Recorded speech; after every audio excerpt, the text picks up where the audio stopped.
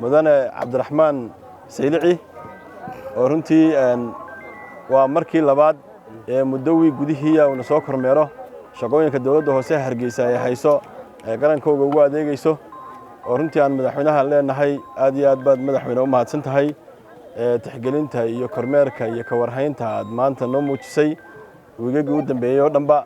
iyo shaqada weyn ee qaranka aad u hayso iyadoo hawlo badan oo qaranku ay ku yaalaan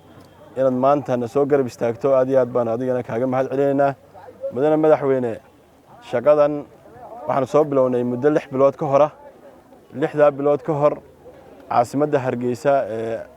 maxaan ku lahayn ku noolahay runtii isbedel weyn baa ku yimid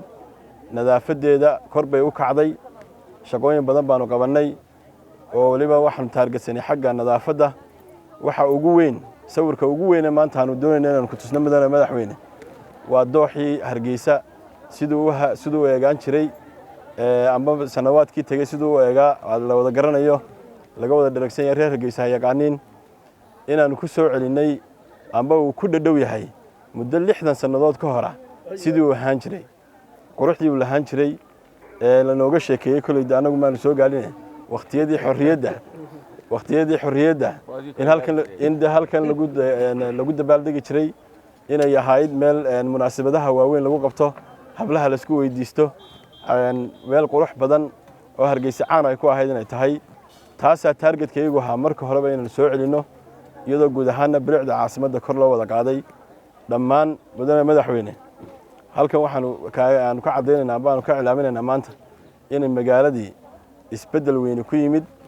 xagga nadaafadda oo ay jirin imika meelo ishu qaban weydo amba hadiidayso oo waaweyn oo gudaafada amba qashin yaalo imika waa xaal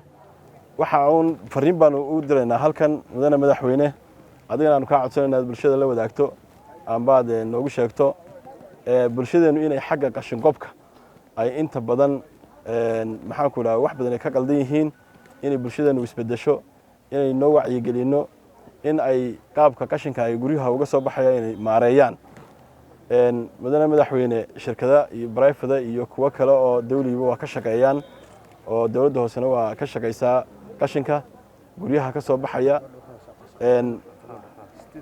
qashinka guryaha ka soo baxaya dadkeenu wali kamay waantoobin inay banaanka dhigaan